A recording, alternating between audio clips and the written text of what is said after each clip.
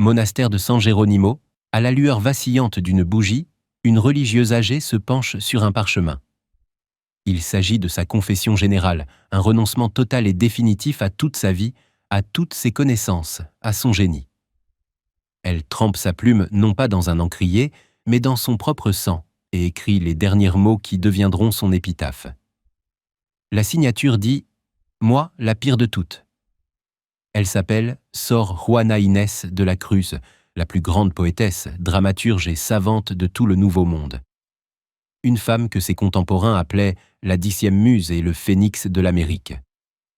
Ce n'est pas simplement une biographie, c'est un thriller documentaire sur la guerre de l'esprit contre le système. Comment l'intellectuelle la plus brillante et la plus célèbre en est-elle venue à un tel acte de renoncement total? Pourquoi une femme qui s'est battue toute sa vie pour le droit à la connaissance a-t-elle fini par renoncer volontairement à tous ses livres et à toutes ses idées?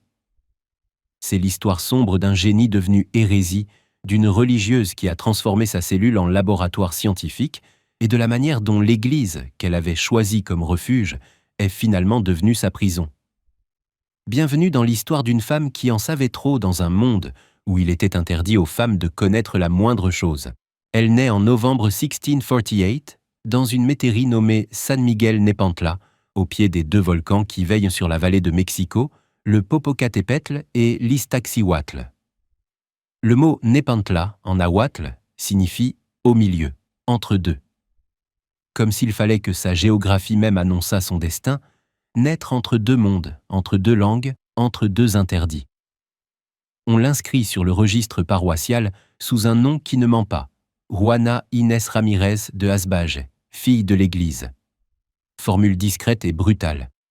Elle signifie « enfant né hors mariage », dont le père ne reconnaîtra jamais l'existence. Sa mère, Isabelle Ramírez, est une créole illettrée mais redoutable, capable de gérer seule l'hacienda d'un grand-père vieillissant et qui aura 6 enfants de 2 hommes différents sans jamais se marier. Le père, le capitaine Pedro de Asbage, basque venu chercher fortune aux Indes, disparaîtra des documents avant que l'enfant ait l'âge de comprendre son visage. Voilà le point de départ. Une fille bâtarde dans une colonie où la pureté du sang décide de l'accès aux carrières, aux titres, aux ordres religieux même. Une fille dans un siècle où une femme qui sait lire est déjà une anomalie et où une femme qui veut savoir est presque une menace. Une enfant dans un empire qui mesure 2 océans et qui n'a, pour elle, ni école, ni précepteur, ni avenir tracé. À 3 ans, elle suit sa sœur aînée à l'école des jeunes filles, l'Amiga. Elle s'assoit à côté d'elle et ment à la maîtresse. Elle dit que sa mère l'envoie apprendre à lire. La maîtresse cède, par jeu d'abord, puis avec stupeur. L'enfant lit. Et ensuite, plus étrange encore, elle ne dira pas tout de suite à sa mère qu'elle sait lire, par peur d'être punie pour cette audace, ou peut-être pour garder ce pouvoir secret. Détail minuscule. Détail décisif. À 3 ans, elle a déjà compris que le savoir, pour une femme, doit se cacher avant de se montrer. Elle découvre la bibliothèque du grand-père maternel. Quelques dizaines de volumes, peut-être une centaine, ce qui, dans une hacienda perdue, est déjà un trésor. Des livres de droit canon, de théologie scolastique, de poésie latine, des chroniques des Indes, peut-être un Pline, un Tacite, un Cicéron. Elle s'y enferme. Elle apprend qu'à Mexico, à plusieurs jours de cheval, on enseigne dans une université royale et pontificale la philosophie, la rhétorique, l'astronomie, la médecine. Elle supplie sa mère de la déguiser en garçon pour qu'elle puisse y entrer. Elle a 6 ans, peut-être 7. Sa mère refuse, doucement, fermement. C'est probablement la première blessure consciente de sa vie, comprendre que la porte est fermée non à cause d'elle, mais à cause de son corps. Alors elle invente une discipline. Elle apprend le latin, dit-on, en 20 leçons d'un bachelier de passage. Et chaque fois qu'elle ne comprend pas une page assez vite, elle se coupe les cheveux. Elle s'impose une règle d'une cruauté froide. Ses cheveux ne pousseront plus vite que son intelligence. Une tête vide ne mérite pas d'ornement. Elle a peut-être 10 ans. C'est un rituel d'enfant, mais il contient déjà toute la femme à venir. Pour s'autoriser à savoir, elle se punira d'avance.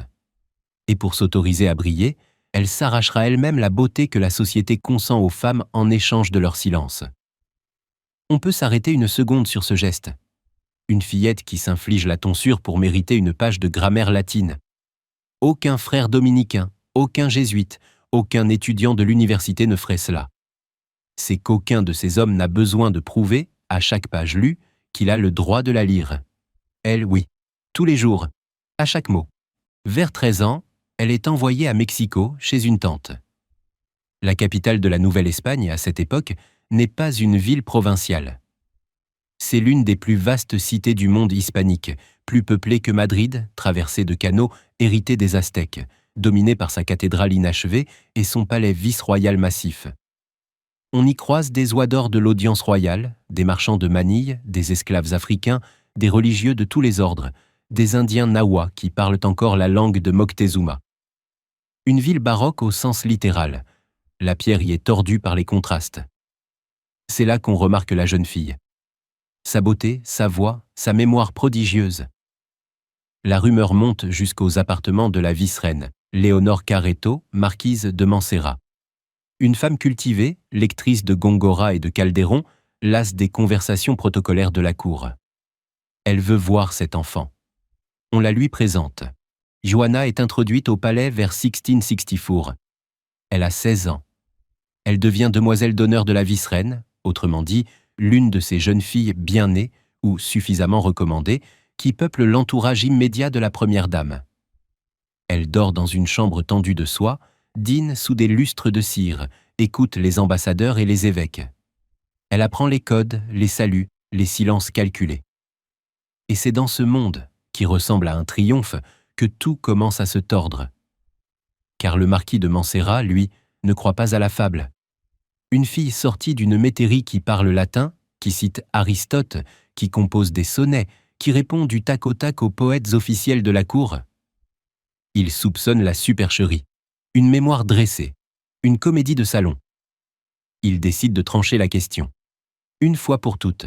L'examen a lieu en décembre 1664, dans une grande salle du palais vice-royal. Mancera convoque ce que la colonie compte de plus savants. 40 érudits, choisis parmi les théologiens dominicains, les jésuites, les juristes de l'audience royale, les professeurs de la Real y Pontificia Universidad de Mexico, les humanistes lettrés, les mathématiciens, les poètes officiels, peut-être 2 ou 3 médecins. Aucun examen public de ce genre n'a jamais été organisé pour une femme dans toute l'histoire de la Nouvelle-Espagne. Aucun ne le sera après. Pour comprendre la portée du moment, il faut imaginer ceci. Cette université de Mexico n'admet pas de femmes, pas une seule. Aucun ordre religieux savant ne les forme à la théologie. Aucune chaire ne leur est ouverte. Aucune publication n'est attendue d'elles. Et voilà qu'on rassemble la fine fleur de cette ville masculine pour interroger une adolescente qu'aucun maître officiel n'a formée sur l'ensemble des disciplines qu'on enseigne aux hommes pendant 10 ou 15 ans. La règle est simple. Chaque homme posera ses questions dans sa propre discipline. Théologie scolastique, philosophie naturelle, histoire ancienne et sacrée, mathématiques élémentaires et astronomie, poésie latine et castillane, droit canonique. Elle devra répondre sans préparation, sans livre, sans assistance. Devant la cour, devant le vice-roi, devant la vice-reine, qui doit aussi avoir le cœur serré, car elle a, en quelque sorte, parié sur cet enfant. Elle entre. Elle a 17 ans. Elle ne porte ni bijoux ni ornements particuliers, par instinct ou par calcul, on ne saura jamais. Les questions commencent.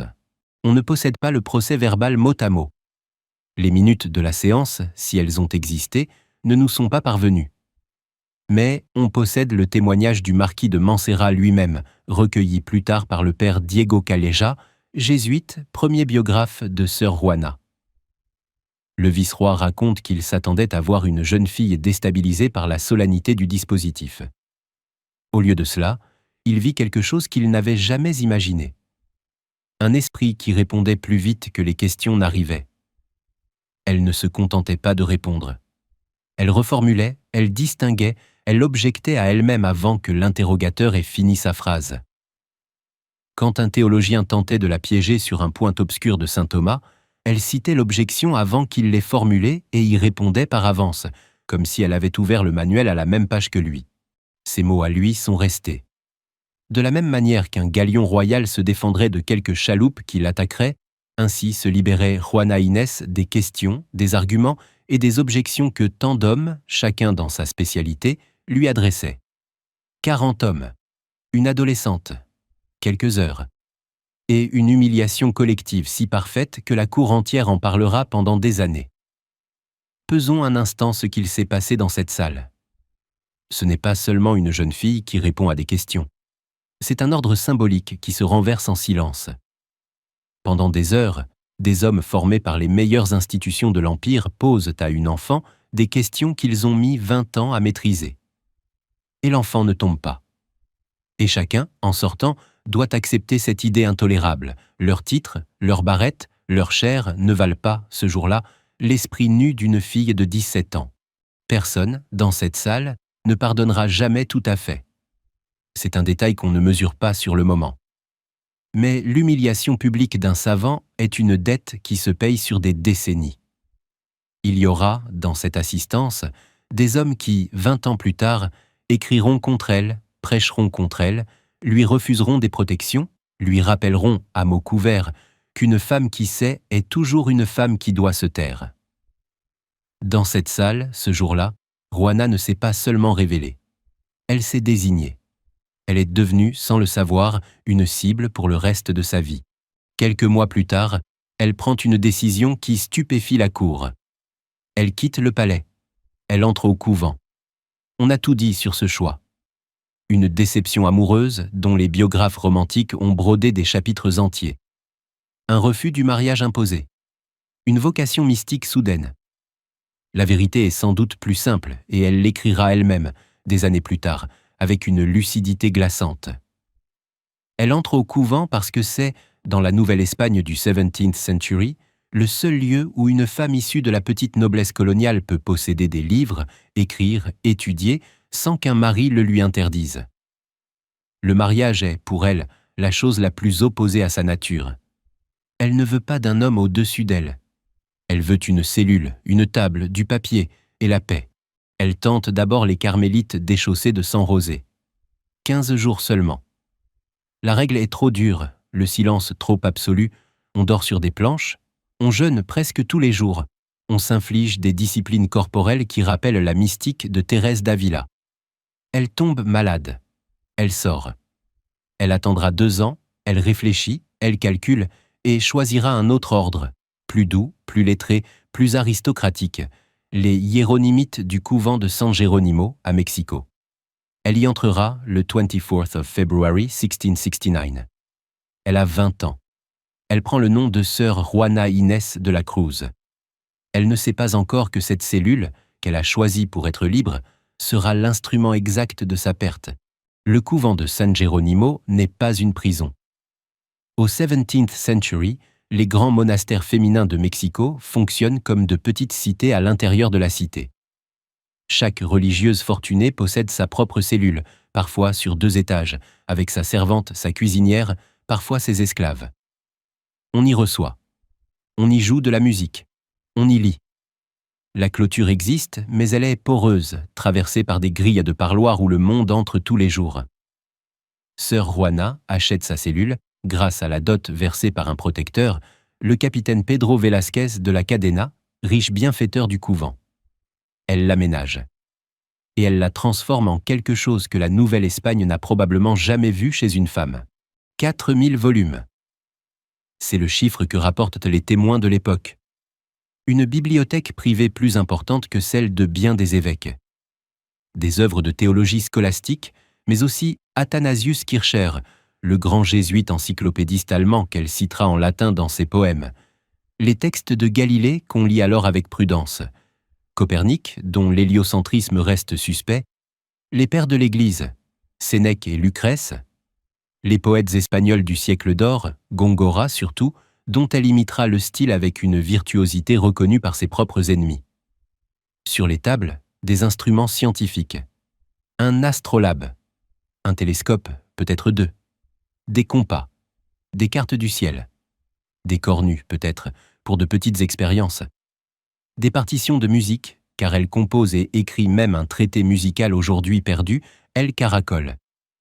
des cahiers couverts d'une écriture serrée, car elle écrit sans cesse. Elle dort peu, 3 ou 4 heures, dit-on. Elle lit la nuit à la lueur d'une chandelle. Elle écrit le matin. L'après-midi, elle reçoit, car le parloir du couvent n'est pas vide. On vient la voir. Le vice-roi nouveau et sa femme, la vice-reine. Les évêques de passage. Les voyageurs européens curieux du phénomène mexicain. Les poètes de la cour qui lui apportent des sujets à traiter en sonnet et qu'elle expédie en quelques minutes avec une politesse cinglante.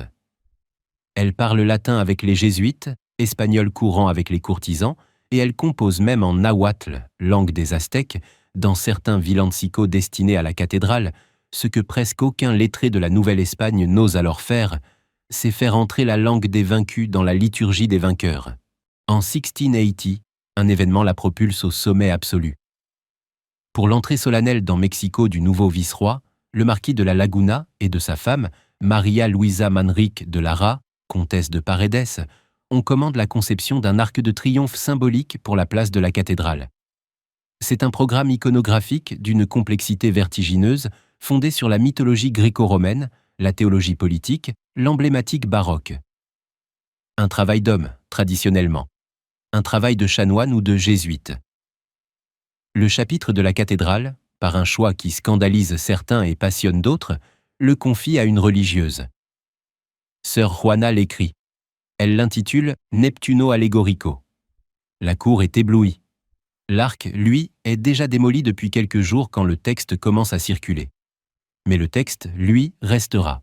María Luisa devient son amie, sa protectrice, et les vers qu'elle s'échange ne laissent guère de doute sur l'intensité du sentiment, l'objet d'une affection qui dépasse de loin l'amitié de cour. Sœur Juana lui dédie des poèmes d'une intensité brûlante, qui parlent du corps, du désir, de l'absence, de la jalousie. Les historiens débattent encore de la nature exacte de ce lien. Amour platonique au sens néoplatonicien, codifié par la culture courtoise du temps, amitié mystique entre femmes lettrées, ou attachement amoureux refoulé par la clôture. Aucune de ces lectures ne s'impose totalement. Ce qui est sûr, c'est ceci. Sans María Luisa, l'œuvre de sœur Juana n'aurait pas franchi l'Atlantique. Car la comtesse emporte les manuscrits. Elle les fait imprimer en Espagne, à Madrid, en 1689, sous le titre « Inundación Castalida ». L'inondation castalide. Le succès est immédiat.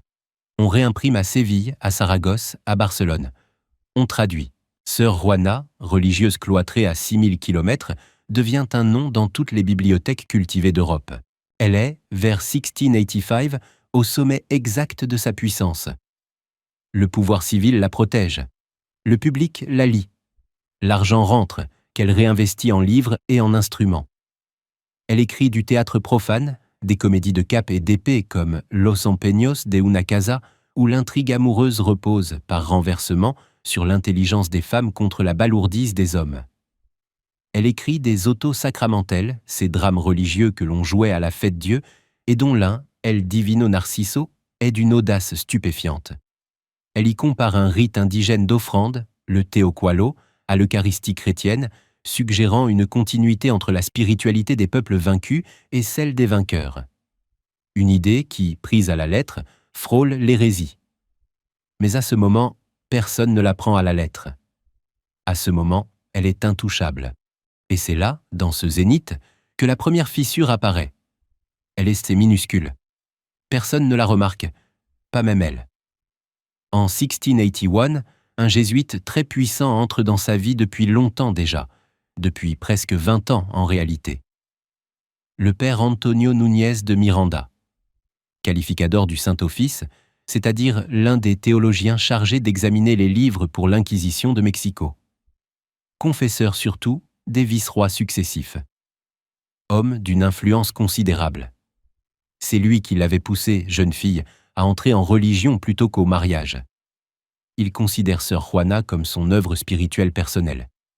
Et il commence à trouver qu'elle écrit trop, qu'elle reçoit trop, qu'elle est trop célèbre, qu'une religieuse hiéronymite n'a pas à publier des comédies à Madrid. Il la sermonne, en public, en privé. Il la compare à des religieuses moins brillantes mais plus humbles. Elle l'écoute. Puis, vers 1681 or 1682, elle fait une chose que personne ne fait à un confesseur jésuite, surtout quand il est qualificateur du Saint-Office.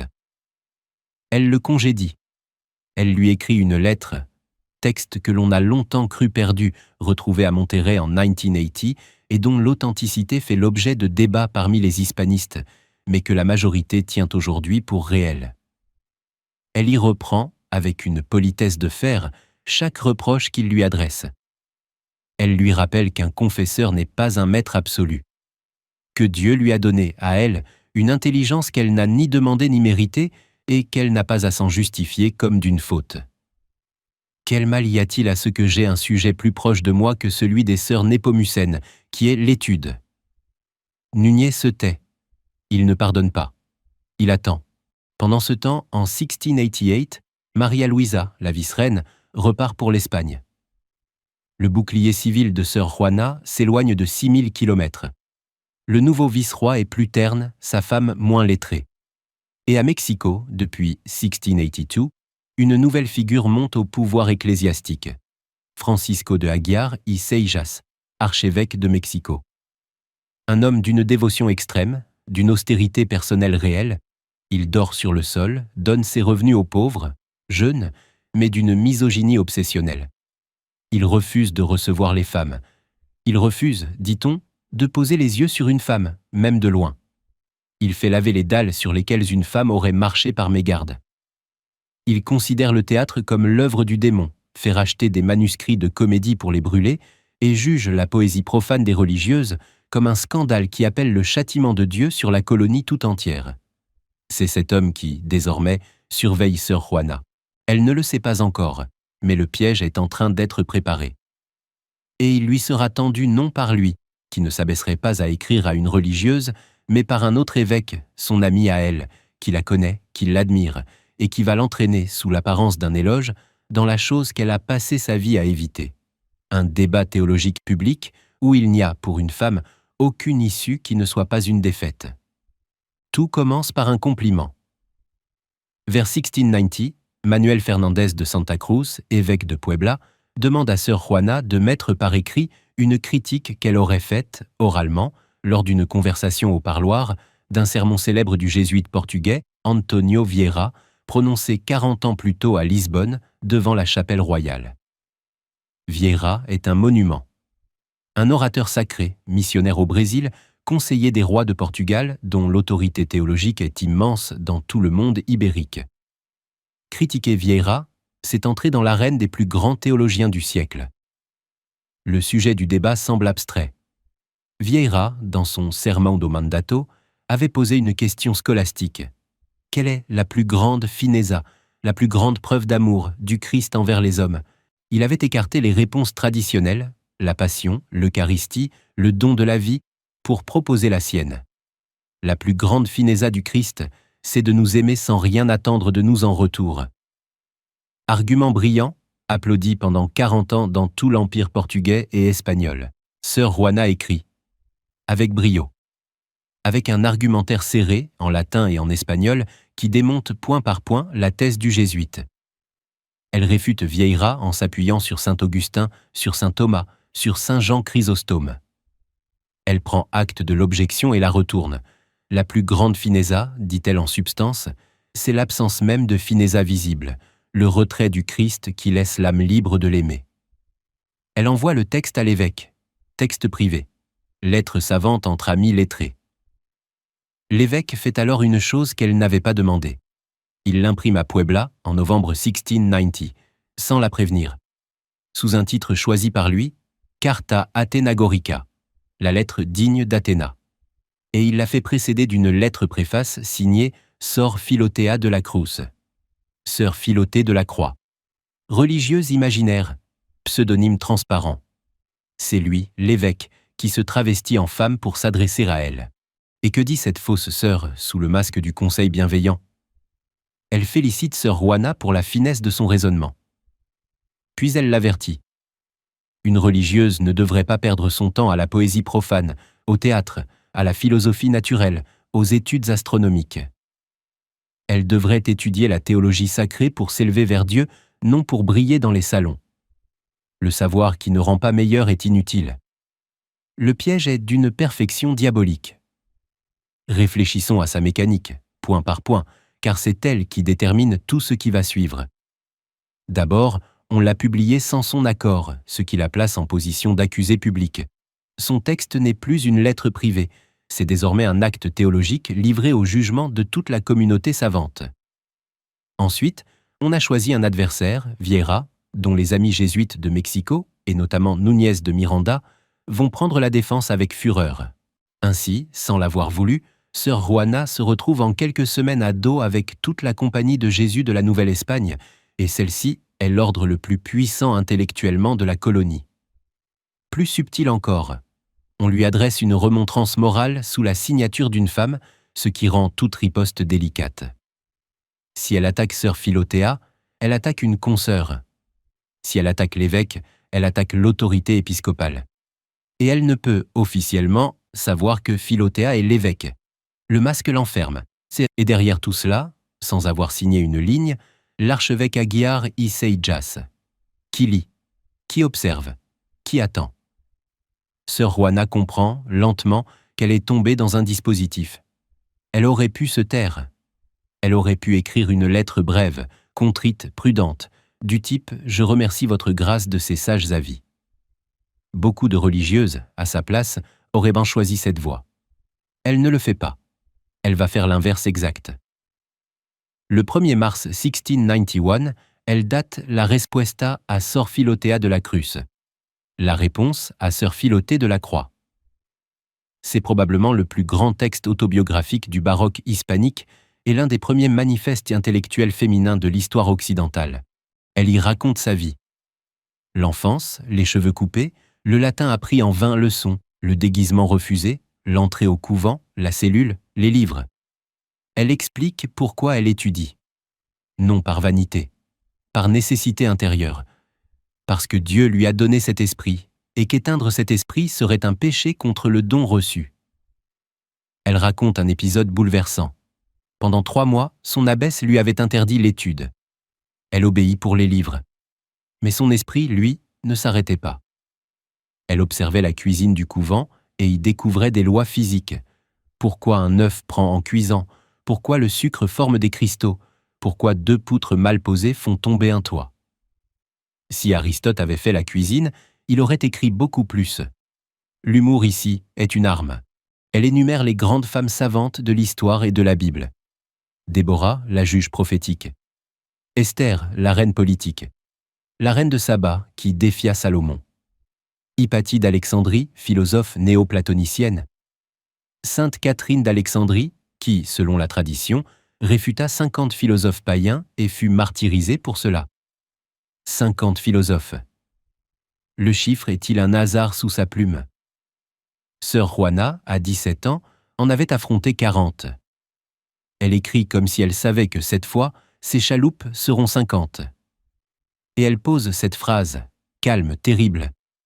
Qui m'a interdit à moi d'être savante? N'ai-je pas une âme aussi capable que celle des hommes de recevoir les grâces et les gloires de Dieu? C'est la réponse d'un galion royal. Mais cette fois, les chaloupes sont plus nombreuses, mieux armées, et elles ont reçu l'ordre de couler le navire. Car en arrière-plan, un autre événement vient de tout changer.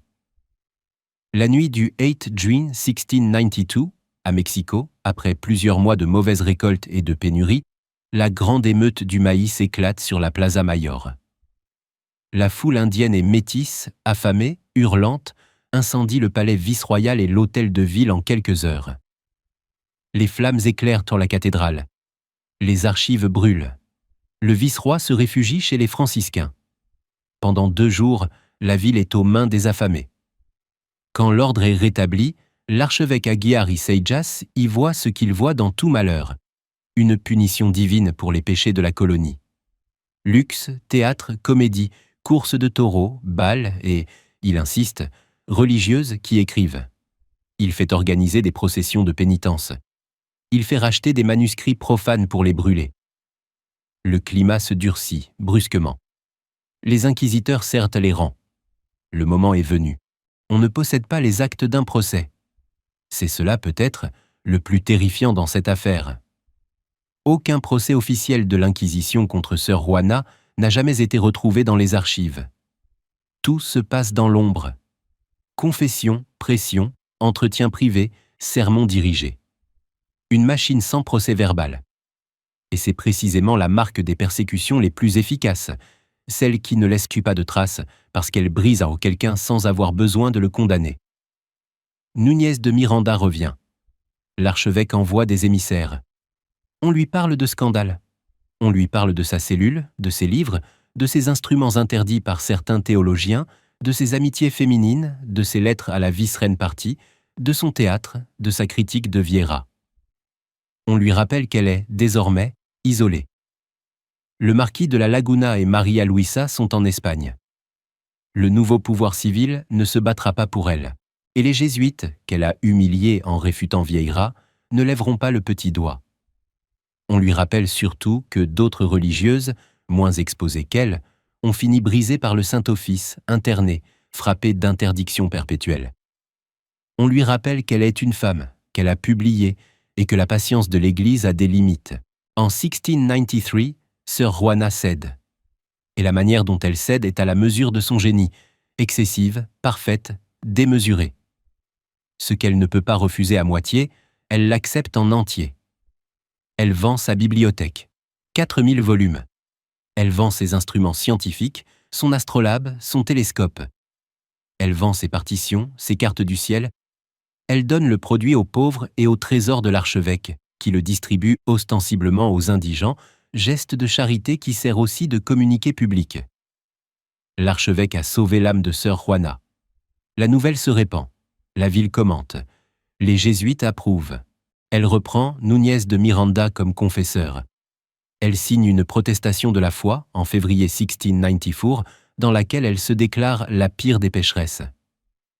Elle écrit de sa main dans le registre du couvent, à côté de la liste de ses biens restitués, une signature qu'aucune religieuse de son rang n'avait jamais tracée.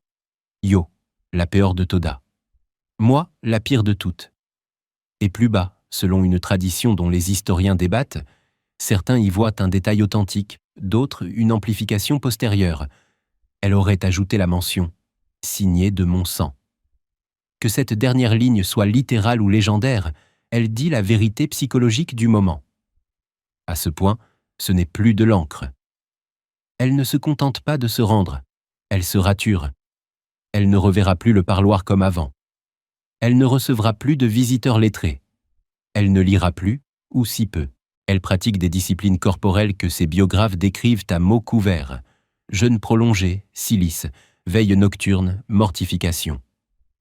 Le silence, qu'elle avait refusé chez les carmélites à 18 ans, elle se l'impose à 45. Le galion s'est sabordé lui-même. Pendant ces 2 années de silence, on imagine mal ce qu'est devenue cette femme. Une cellule presque vide, une table sans livre, une religieuse qui, depuis qu'elle sait lire à 3 ans, n'a peut-être jamais passé une journée sans une page sous les yeux. Elle prie, elle coude, elle obéit. Que peut-elle penser dans ce silence ? On ne le saura pas. Elle n'a plus le droit ou plus la force d'écrire. L'ironie finale arrive sous la forme d'une épidémie. Au début de l'année 1695, une maladie contagieuse, typhus probablement, on dit alors Matlaza-Huatl, ravage le couvent de San Geronimo. Les religieuses tombent les unes après les autres. La fièvre, le délire, les bubons, la mort en quelques jours. Sœur Juana, qui n'est plus tenue à grand-chose, qui pourrait s'enfermer dans sa cellule désormais nue et attendre la fin de l'épidémie, fait l'inverse. Elle soigne, elle veille. Elle se penche sur les corps fiévreux de ses sœurs, leur essuie le front, leur tient la main, leur donne à boire. Celle qu'on avait accusée, pendant 30 ans, de fuir le service de Dieu pour le service de l'esprit, se donne entièrement à la fin au plus humble des services chrétiens. Et c'est peut-être le seul moment de sa vie où ni Núñez de Miranda, ni Aguiar y Seijas, ni aucun théologien ne pourrait en trouver à redire. Elle tombe malade à son tour. Elle meurt à 4 heures du matin, le 17th of April 1695. Elle a 46 ans, pesons l'ironie. Pendant 30 ans, on l'a accusée d'orgueil intellectuel, de vanité mondaine, de coquetterie spirituelle. On lui a reproché de ne pas être assez religieuse, assez humble, assez femme, au sens où l'entendaient ses juges. Elle meurt enceinte au chevet des malades, après avoir abdiqué tout ce qui faisait son nom. Et l'archevêque Aguiar y Seijas, qui l'avait poursuivi de sa haine pieuse, mourra 2 ans plus tard, en août 1698, dans la même ville, célébré par les chroniqueurs ecclésiastiques de son temps, mais presque oublié des manuels postérieurs. Restent les textes, car les amis espagnols de Maria Luisa, la vice-reine partie, continuent à imprimer en Espagne, sans rien savoir du silence imposé à Mexico. Le 3e tome des œuvres de Sœur Juana sort à Madrid en 1700, 5 ans après sa mort, sous le titre Fama y Obras Postuma. Il contient la réponse à Sœur Philotée. L'Europe lit. Les premiers feux des Lumières liront. Elle entrera, lentement, dans les anthologies, puis dans les manuels, puis, au 20th century, dans les programmes d'université, puis sur les billets de banque mexicains. Et le paradoxe central, celui qu'on a entendu en commençant, revient une 3e fois, sous une autre forme. À 17 ans, son intelligence l'avait sauvée du soupçon. À 42 ans, cette même intelligence l'a désignée comme cible. Elle voulait savoir pour être libre. Le savoir l'a rendue célèbre. La célébrité l'a rendue dangereuse. Le danger l'a réduite au silence. Et le silence, à la fin, l'a rendue immortelle. Tous ceux qui l'ont fait taire portent désormais son nom dans leurs notes de bas de page. C'est elle qui les nomme, eux, dans son histoire à elle. On dit qu'au moment de la liquidation de ses biens, on retrouva, dans un coin de la cellule presque vide, quelques livres oubliés. Personne n'a noté lesquels. C'est le dernier détail, et il dit tout. Une femme qui possédait 4000 volumes a fini par n'en garder, peut-être, que 3 ou 4. On ignore leurs titres. On ignore si elle les lisait encore ou si elle les regardait simplement, posées sur la table, comme on regarde la photographie de personnes qu'on a aimées et qu'on ne reverra plus. Reste la signature. Yo, la Peor de Toda. Elle l'a écrite de sa main. Elle pensait peut-être en cet instant accomplir